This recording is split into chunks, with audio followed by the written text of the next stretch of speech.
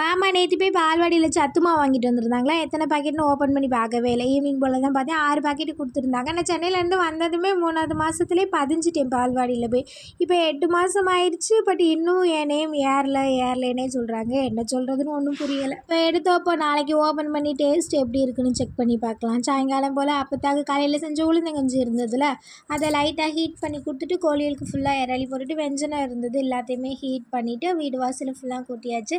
நான் சொன்னால நம்ம வீட்டு கோழி கொஞ்சம் லூசு பிடிச்ச கோழின்னு. ஒரு கோழி வந்து அடுப்பு பக்கத்துலேயே முட்டை விட்டுருந்தது. இதுதான் ஃபஸ்ட்டு முட்டை போல். சரி எடுத்து வச்சு அத்தை வந்ததும் கொடுத்துக்கலாம் அப்படின்னு. மாமாவும் அத்தையும் சின்ன மாமியார் வீட்டுக்கு போயிருக்காங்களா. வரும்போது இன்றைக்கி வியாழக்கிழமை சனவரி சந்தையில் சாமான் வாங்கிட்டு வந்துடுவாங்க, மீனுமே வாங்கிட்டு வந்துடுவாங்களா. அதனால் நான் அடுப்பு பற்ற வச்சு உலை வச்சு அரிசி மட்டும் போட்டுட்டு இருந்தேன். 2 பேருமே வந்துட்டாங்க.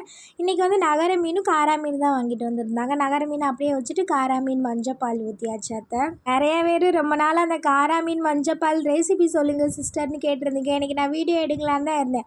அதுக்குள்ளே டிவியோட ஸ்பீக்கர் போயிடுச்சு அப்படின்னு செல்வாக்கு ஃபோன் பண்ணி அது எப்படி இது அப்படின்னு வெளியிலேயே ஃபோன் பண்ணிக்கிட்டே தெரிஞ்சேன்னா அத்தை இங்கே எல்லாமே ரெடி பண்ணிவிட்டு வாங்க சாப்பிட அப்படின்னு கூப்பிட்டுட்டாங்க. நெக்ஸ்ட் டைம் கண்டிப்பாக நான் ரெசிபி சொல்கிறேன்.